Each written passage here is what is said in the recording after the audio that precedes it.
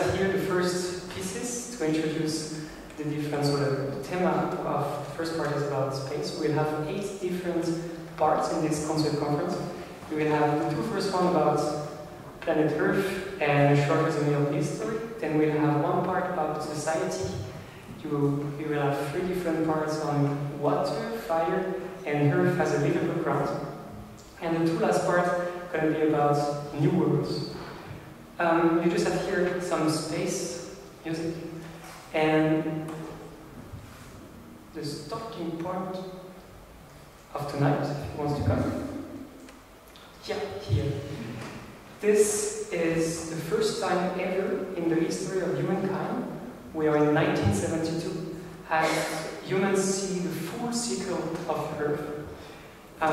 It has been taken during the Apollo mission 17, and it takes us the story that we are basically so lost in the middle of space.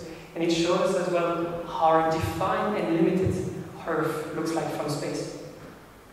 If we go a bit closer, we can see that we have a really thin layer of air on top of the big rock of Earth. This layer of air, we call it our atmosphere. And the point here is the atmosphere is about 100 kilometers thick. It's shorter than the distance to come from Vienna and to fly to Linz. It's super short, it's about 100 kilometers. And this atmosphere is providing something to us that we really close. This is called the greenhouse effect.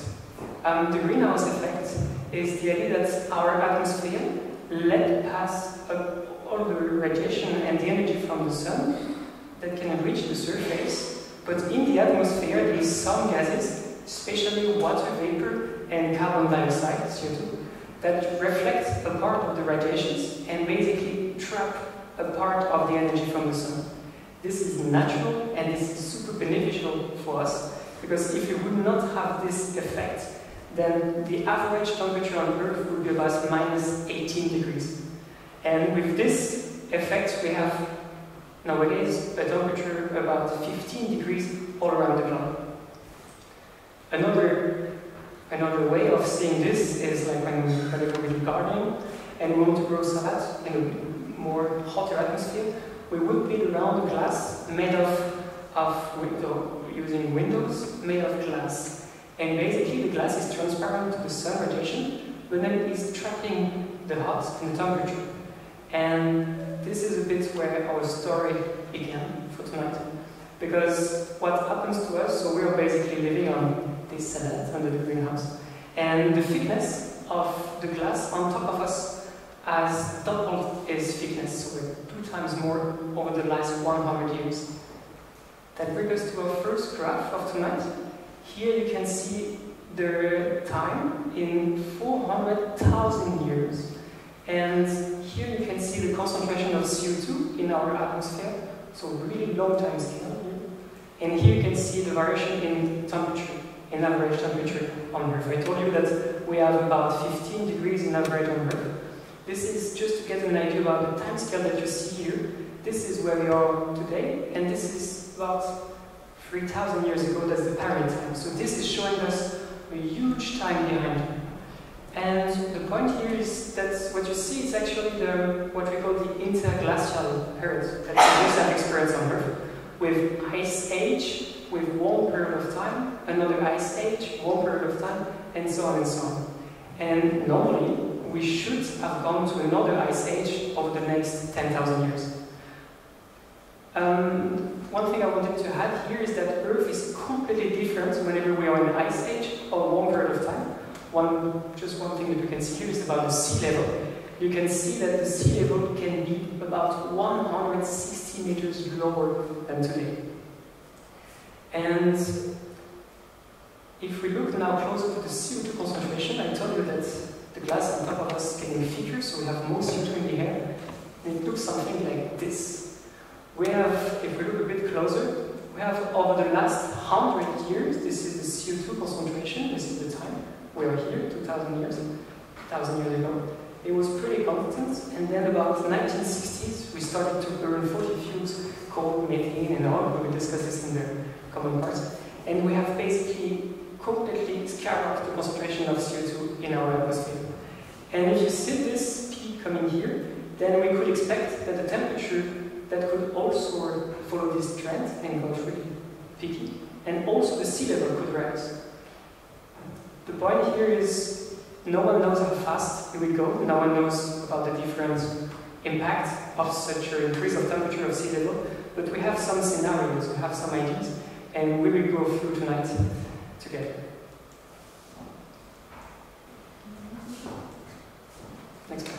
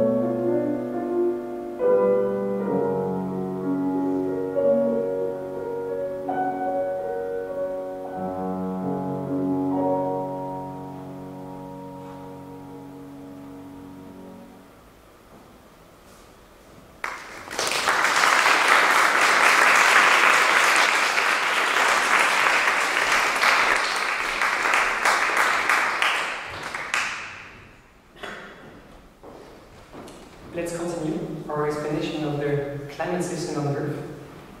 Here you will have a picture of what Europe looks like 20,000 years ago. It was the minimum period of the last ice age. We had here about 3 kilometers of ice cap on top of Stockholm, so no Erasmus party there. We had the sea level about 120 meters lower, so we could go by foot from France to England. There was a glacier at the time, but we could cross the English Channel. And here you have a picture of Earth, a map of the environment, the potential vegetation of Europe nowadays, when we can see that we have almost all Europe covered by a cool temperatured forest. We also have a Mediterranean forest.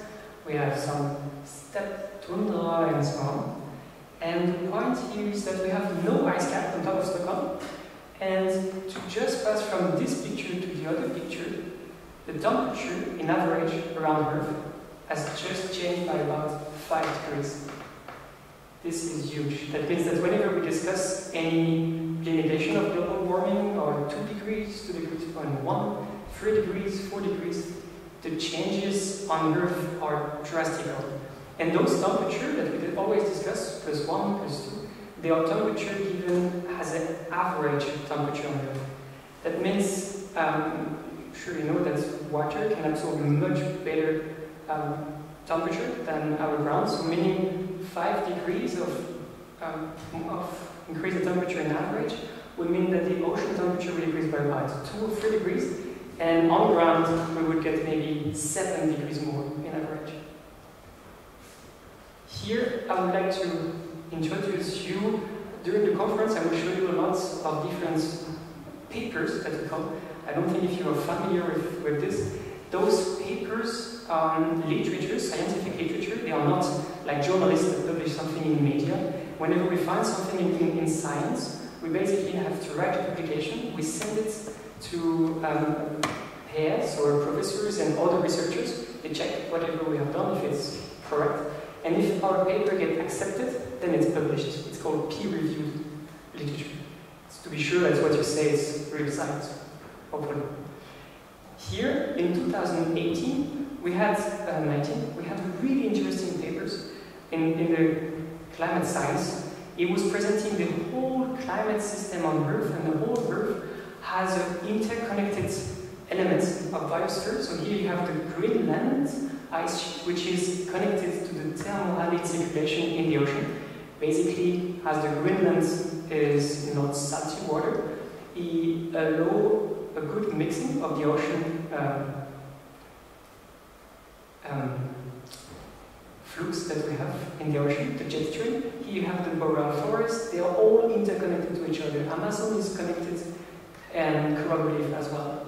The point here is these small elements. They all have different colors, and they all have something called tipping elements. It's whenever we start about increasing the average temperature on Earth, we basically increase the level of stress on all the different elements here. And they are like a domino game. If we increase too much the level of stress, we might lose, for example, the Greenland. And if we lose the Greenland, there's no jet stream, there's no circulation of the ocean anymore. Therefore, we lose the rainforest, the Amazon forest.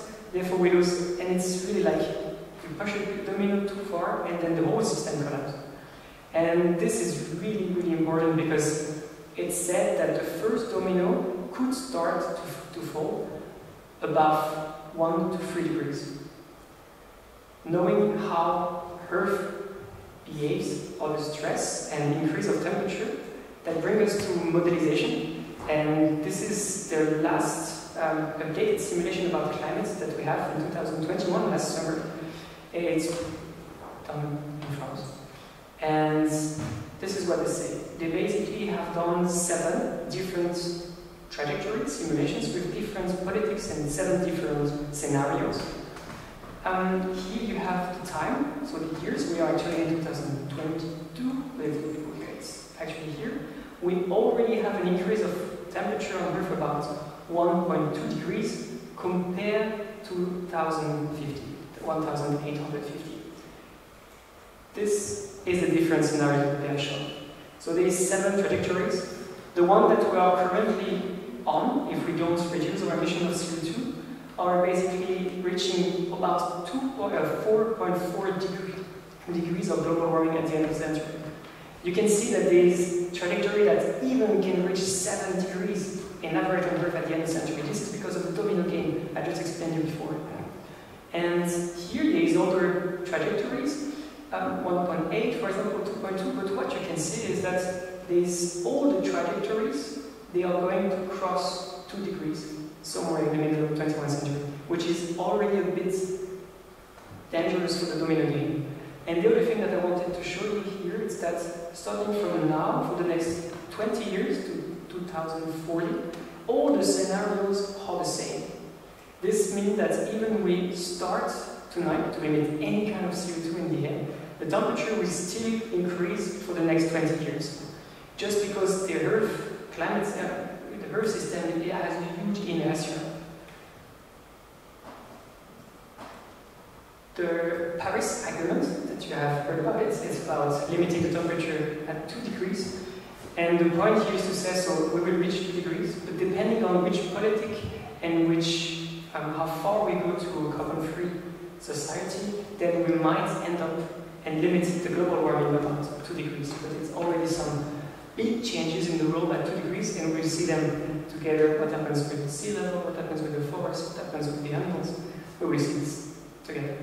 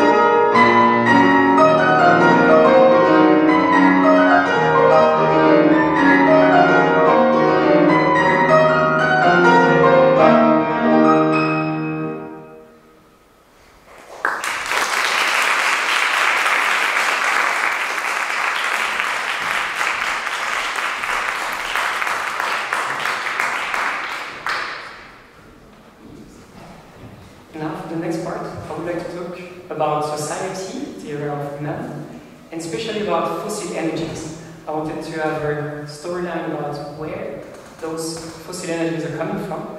we have to know that about 70% of all the oil that we are consuming today has been created about 200 million years ago.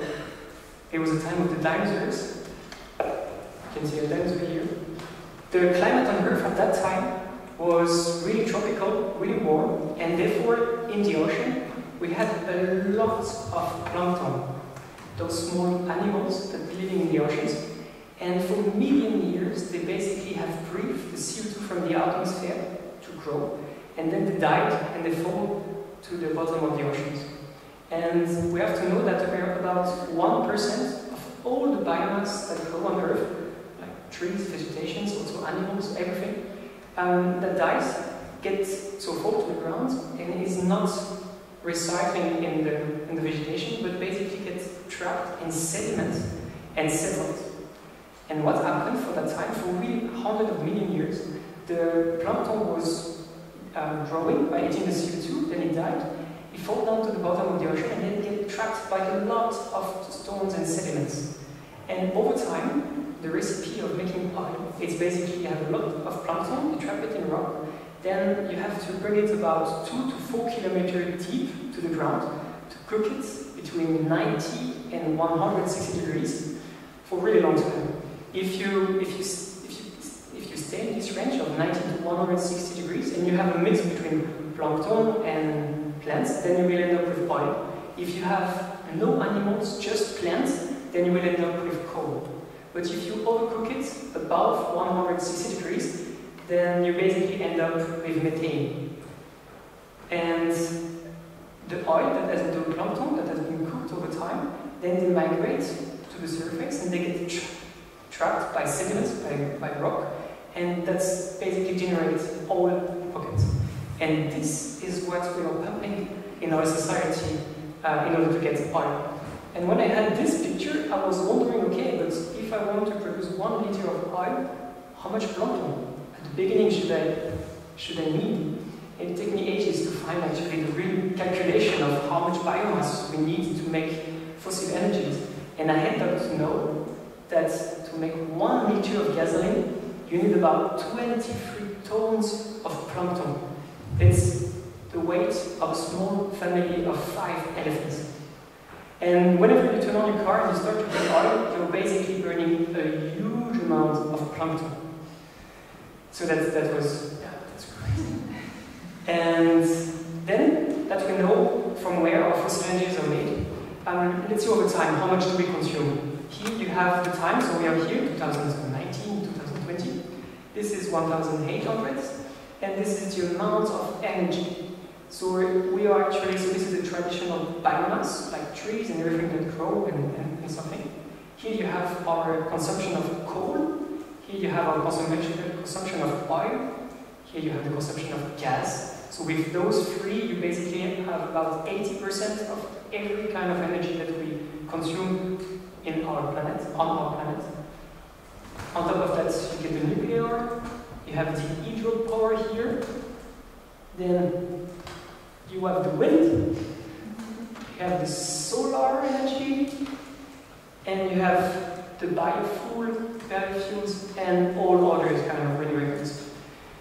This is not the picture that we're used to see in our daily life, especially speaking media and all the information that we got, that we will basically replace all those three giant sources from solar and wind.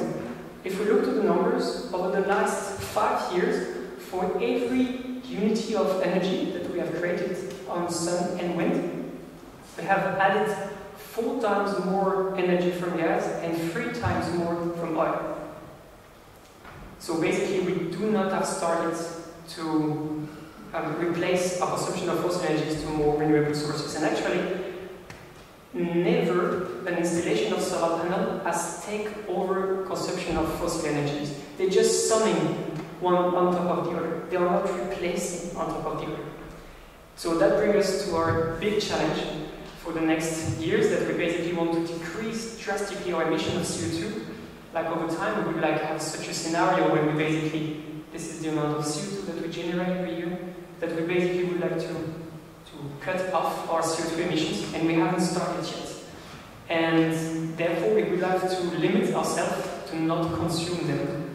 And that will us, it's more a society discussion, and that will, I keep it for the last part of this presentation about new words. Thank you.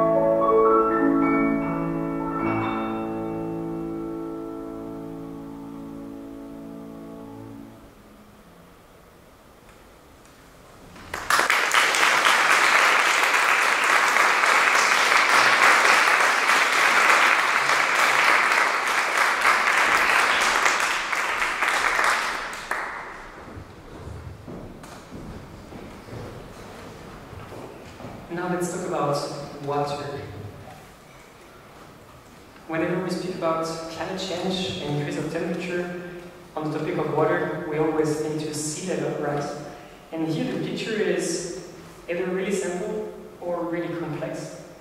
It's really simple because I told you that so the concentration of CO2 that we have nowadays is really high, and therefore we expect the sea level to drastically increase. And if we look to the past, the last time that we had our CO2 concentration, about 0.04% of the air around us is CO2, it was during the Pliocene, about 2.5 million years ago. The dinosaurs were dead, but it was still a really long time ago. At that time, the sea level was about 20 to 25 meters higher. And this is to say that basically, as long as we have this concentration of CO2 around us, the sea level will come. How fast, how long it will take, it's just a matter of time. If we have here a graph that discusses the sea level rise in really long-term thinking. Here you have the global temperature increase, so compared to 1960, so compared to 1961. 0 degrees, 1 degree more, 2 degrees more. 2 degrees more is already the Paris Agreement. And if we look to the y-axis, we have here the sea level rise in the long term, the equilibrium basically of the Earth system. And at 2 degrees, we might end up between 10 meter sea level rise to 37 meter. It's always a range. Science cannot tell you the value, but can give you a range. And the average of that range is about 20 meters. And this is to think really in the long term. It will take 1,000 years to come to such a level. If you can see, this is the sea level rise in 2000. This is one of the scenarios that would expect about 1 meter of increase at the end of the century. But if you think much long term, we will have a huge increase of the sea level. But looking to our century, what are different scenarios for the coming years to come? So basically these two trajectories, either we limit our global warming to about 2 degrees, so Paris Agreement, we achieve it and we limit it to warm up Earth about 2 degrees more. Then we will reach 20 meters, but far away, so therefore the path to go there is pretty slow, so you will see that in 2100 we might end up with about 70 centimeters, always a range. But there is another trajectory that says that if we do not succeed in cutting off our emissions, then we basically go much faster to a higher level. And therefore, 4 degrees is actually a trajectory that we are nowadays as a society. So we are on that trend. And with this trend, we might end up with about 1 meter on top. Sea level rise about 1 meter at the end of the century. When we look of why do we get to 1 meter, like from where does this water comes from? There is a part, so here you have how much every factor contributes, basically, and here you have the sun, all of them. And you can see that there is water coming from glacier, from Greenland, from Antarctic. And one point here is actually whenever we talk about Alpine glacier in Europe, there's not anymore, there's no scenario when we still have glacier in Europe at the end of the 21st century, even with the most optimistic scenario. And about Greenland, if the whole Greenland melt, then we have 7 meters of sea level rise. And Antarctic, but actually the main player of sea level rise, it's called thermal expansion. It's just because it's like, you know, whenever you want to make ice cube for the aperitif, you put ice as a liquid in some form, you put it in a cold environment, and then the water solidifies, gets smaller, basically, smaller in place. And if you would turn it out and start to warm up this ice, then the water will basically expand and occupy more and more and more volume. And this is what's happening. If we warm up the temperature on Earth, then the water in the ocean is basically expanding and expanding. And this is the main factor of sea level rise. I took some simulations about, famous example, Venezia, just to show you that sea level rise is about destruction of cities, but also there's about 500 million of people that live below 1 meter of sea level. Meaning that in Venezia, at the end of the century, according to simulation, we might have to move 76% of the population. So if you want to go to Venezia, please don't fly to go there. You take the night train from Vienna, it's awesome. But this, we are speaking about every town on Earth, like New York, Miami, London, Tokyo, Amsterdam. This example because it's a dramatic example here. At the end of the century, we might have to move almost the entire population of Amsterdam, and Netherlands about 760,000 people. That's the story behind sea level. Sea level rise, it's really like the bullet is gone. As long as we have this concentration of CO2 in the air, it's just keep rising, but how fast it goes depends on us.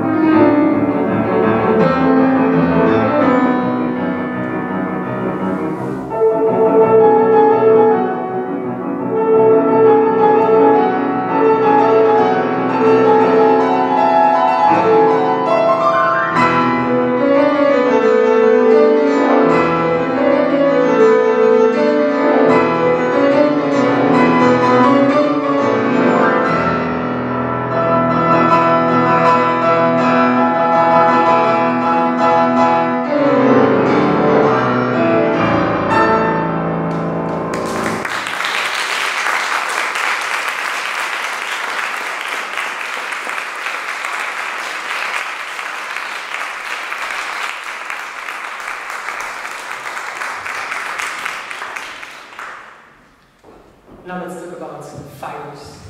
And I want to start with heat waves. Heat waves, I want to define it as 3 consecutive days so days with maximum temperature above previous records. It's pretty actual about the summer that comes. For people that are born in about 1960s, so 2 generations before, this generation have experienced about 3 to 4 times such an event. But for a generation that are born nowadays, in 2020, they will experience this over the lifetime about 29, 28 times, according to different scenarios. But the young generation will experience about 6 to 7 times more record of temperature than the grandpa, basically. That brings us to a first inequality of climate change. There is many different inequalities of climate change, but there is already an inequality in the same country between generations. Another things with temperature, I want to talk about our body temperature and the humidity around us. We have as a body temperature about 37 degrees, and the body is always trying to regulate it. Either it's consuming our energy as food to warm up, either it's trying to cooling down. If the temperature is too high, then we will swell and extract a bit of water to bring it to the air to cool down our body. But if you are like in the Amazon forest and the humidity is about 100%, your body cannot do this because the air around you is saturated with water, and therefore you cannot cool down.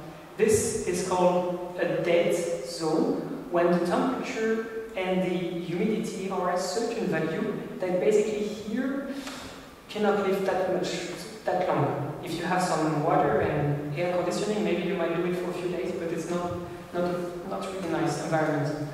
Here you have nowadays, in yellow, it's the number of days per year that we have such a threshold, deadly threshold. You see there's almost not a big part of the world experience such conditions. But if you want the Earth temperature about 1.5 degrees more on average, then you already started to have some region, like especially the Amazon forest, so South America, but also in Indonesia and Africa, that start to experience such conditions much more over the year. And if you keep rising, so 2.2 degrees, then you start to have a bigger region when basically you experience a long successive days with such conditions. And at 5 degrees, almost all the equatorial zone experience about 400 days per year such conditions. That means, and this 5 degrees, so our current trend is about 4 degrees, so this we might end up with such an environment at the end of the century. This is a big deal because this is talking about another inequality that all the people living in this region, they will have to move. And that is not enough, and therefore to migrate. Now talk about fires, especially. I just wanted to point out that so last year in Australia we lost about 2.6 million hectares of forest, and there is one thing that humans is spatially better than climate, that faster than climate, it's about deforestation. Because every year we are basically burning about 3 times the Australia value that we lost last year, about 28 million of hectares. And whenever we speak about deforestation, we all think about Amazonia, and I have found crazy numbers around. Since 1970, 91% of the land deforested since 1970. They have been converted to co-farming, which is huge. And that will bring us to the next part of this conference about animals and earth as a livable ground. Thank you.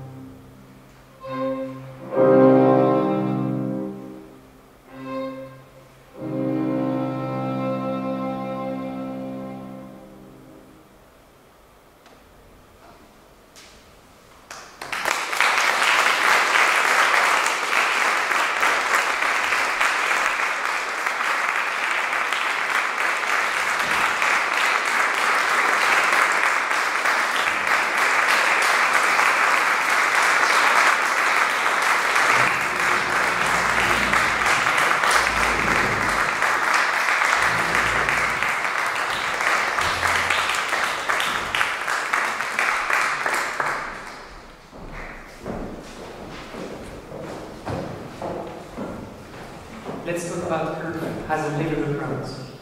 We already discussed a bit about oceans, but I want you to point out marine biodiversity. Here you have a fantastic map. You have here a map of the world with, in red, a point where there is more species than in the right part and in the blue part. So basically red, there is a lot of species, there are a lot of biodiversity in the ocean, and blue, there is almost no biodiversity, no much species here. Here you have the latitude of the planet, so our North Pole, Equator, South Pole, and this is the number of species that you could find. This is arbitrary, but it shows us the distribution of the marine biodiversity on our planet. And you can see there is almost no species present in the pole, but there is a lot of species present in the equator. And let's see, whenever we increase the global warming by about 2 degrees, you can see that it's the same color legend. So red one means there is more species than the white, and the white means there is more species than the blue. Then you can see that there is actually less species present in the equator than we had before. And if we look to the latitude graph, you can see that, okay, not much change, but we actually have about less species present at the equator, and this got even more whenever you increase on the trajectory of about 4 degrees at the end of the century, when we basically observe an important migrations of biodiversity in the ocean. So the fish, which is actually fished in the UK, might migrate to Norway. The fish in Spain will migrate to the UK and get fished there. But it's not as humans that could basically go a really long distance in a short time. Marine biodiversity is really low to move, and therefore on the way we might lose a lot of species. Then let's look to forest. This is a fantastic graph of Europe nowadays. Which kind of forest do we have and where they are? Here in the Mediterranean zone, you can see you have one oak in orange, which are populating the Mediterranean zone. You have a lot of pine around north of Germany and Czech Republic, spruce, and another kind of oak here. It's pretty heterogeneous, there's a lot of diversity there. And here, this is a simulation. If we increase the temperature in a large window between 1.4 and 5.8 degrees at the end of the century, which is exactly the range when we are looking at, and we can see that actually all these orange forests that were just at the Mediterranean area nowadays, they started to colonize and to migrate north, and they will occupy almost half of Europe. And some species, like pine, they have found in some niche, maybe in Rusland, there is also more pine. But here the point is to see that not only human and animals will migrate, also forests will follow. And I have here a nice infographic that shows you actually, so Earth lands mammals, or animals living on Earth, on the ground, but mammals, by weight. So this is in millions of tons. So on Earth, actually in 2019, you had about 358 million of tons of human. Everyone there, 358 million of tons. And if we look with all animals on which we are living, you have about 520 million of tons of beef and cattle. There's more cow on Earth than human.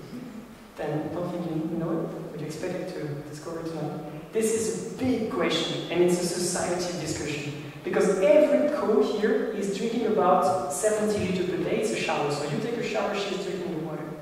And to feed one people that eat meat, so for 1 kilo of meat, like if he's making meat every day, like a kilo, all the grains that have been made in the countryside to feed that cow to make a steak for the people to eat, this amount of grains would have fed 200 people. This is the order of magnitude between meat and no meat. This is a really actual question, because whenever we see about the conflict that we have nowadays in the world with Ukraine, Rusland and Chinese, whenever they started to block or to keep a lot of fertilizer to make grains, this is a discussion that we should have. And I wanted also to show you all the others mammals that are around us. And the point here is to see, so here you have the pets, all cats and dogs that are with us, 49 million of tones. And here you have wild animals, about 34 million of tones. So actually, wild animals living on Earth, they represent less than 3% of the mass of animals on the planet. This is another discussion. Either we have completely destroyed the area where they're living, or we increase drastically the level of cattle. That's definitely a question. But the place of wildlife on Earth is also a center point of discussion about living on Earth. Thank you.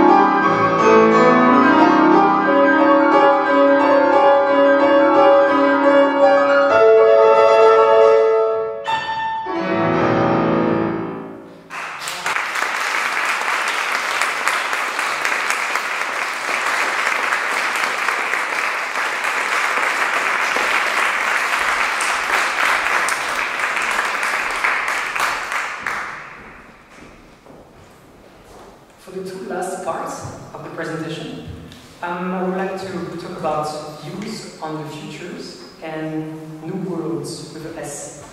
First, I would like to talk about human society and actually about critical transcension and stress on on human society.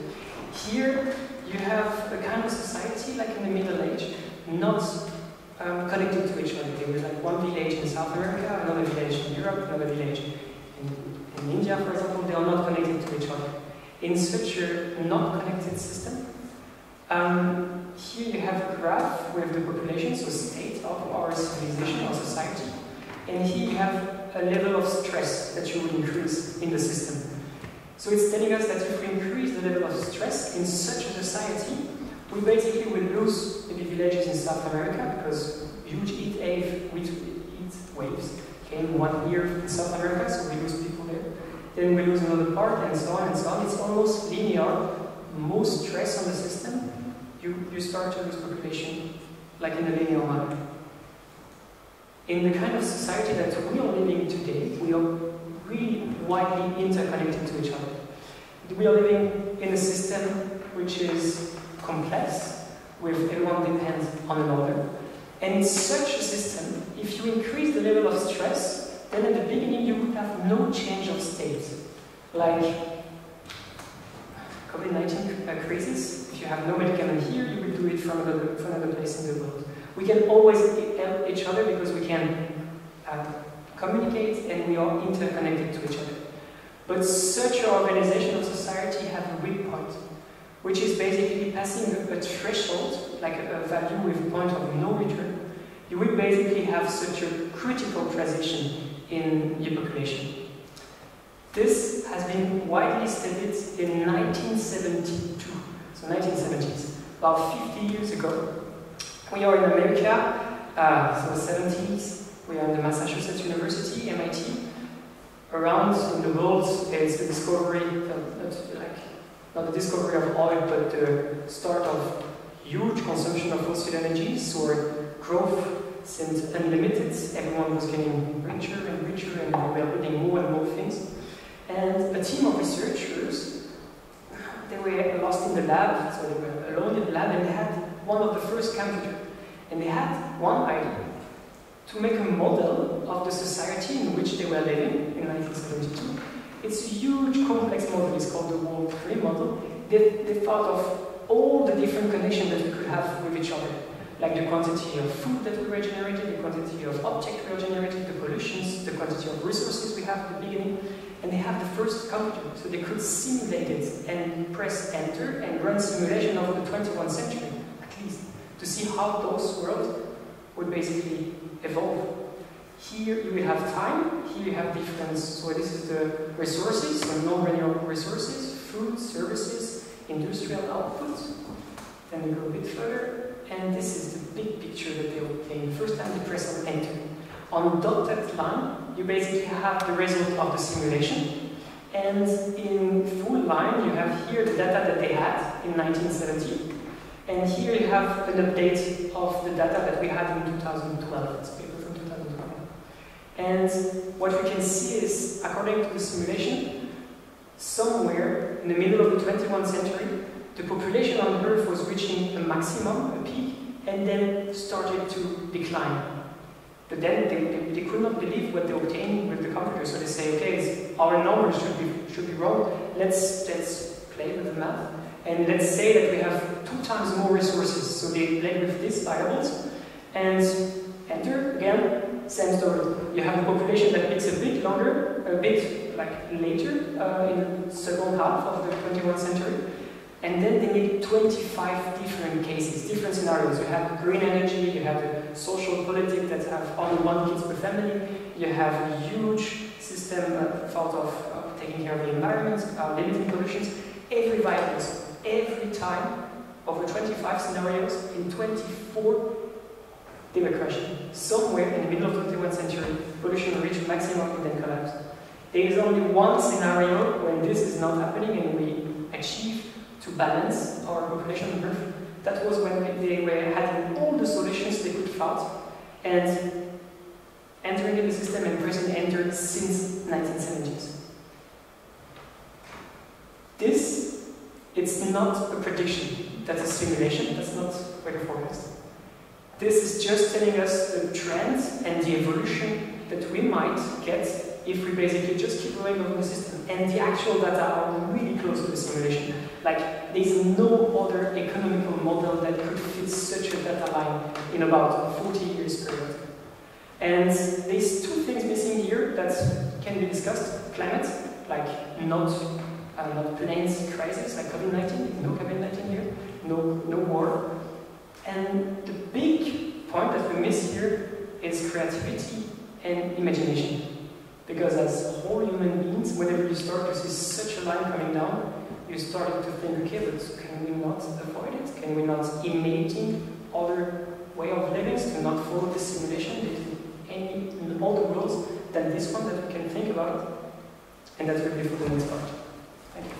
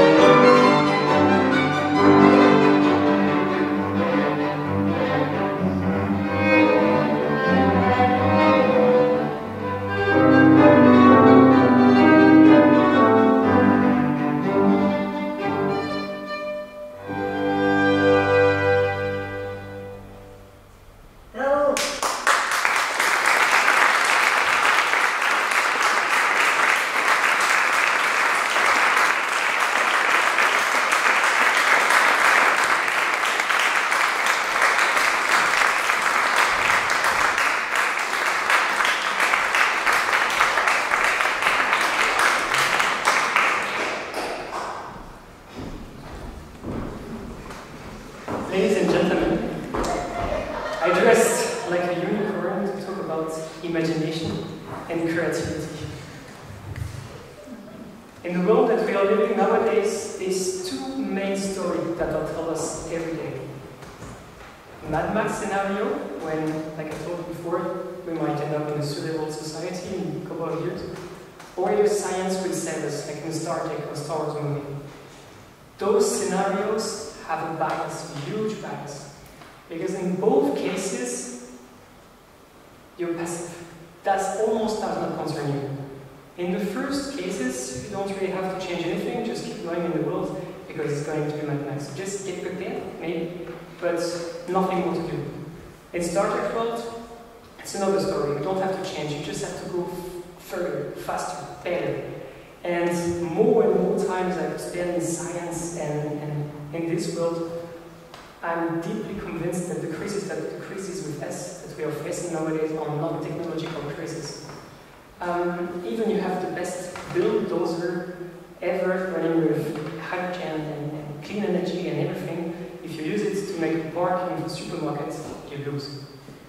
And also, the point here is science that the crisis that we are facing and there's a lot of literature about it, we can see it with another perspective and see those crises like the failure of imagination and creativity. Here you have a really famous book, I don't know if you have already seen it in the shop, written by Yuval Noah Harari. And he tried to make a big picture of all the evolution of humankind. And one of the conclusions of this book is this one. Humans have become the most powerful beings on the planet because of their imagination, because of the ability to tell stories and ask what if. Stories, we are humankind, we are storytellers. Stories bring reality.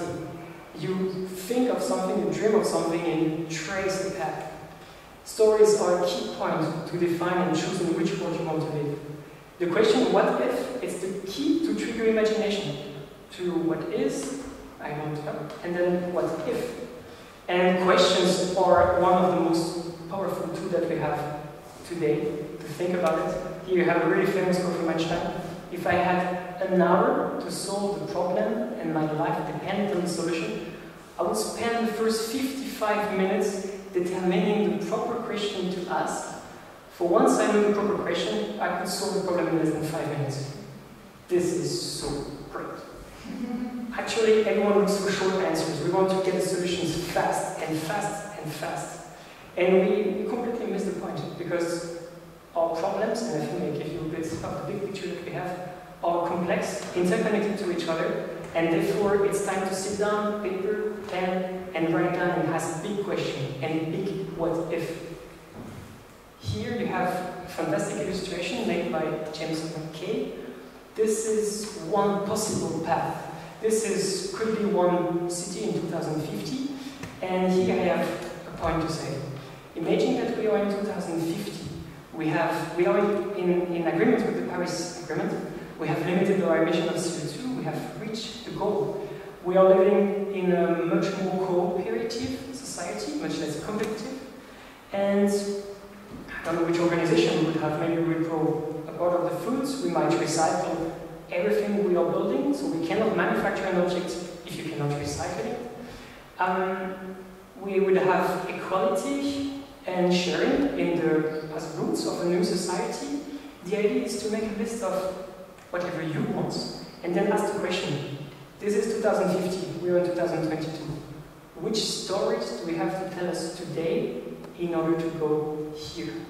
To have this in mind. Nowadays, whenever we do something in the world, so whenever we buy something, when we work on something, we basically validate the world. We are creating on every step. I have no idea what I'm creating by stepping it as a unicorn, but we are choosing whatever we want to do in the world and whatever impact we want to have. And this is exactly a key point to choose. Regarding to climate, to conclude it, basically, it's not a small thing to say that we just have 10 years to go. We are the last generation to have a chance to change things. This is a really big point.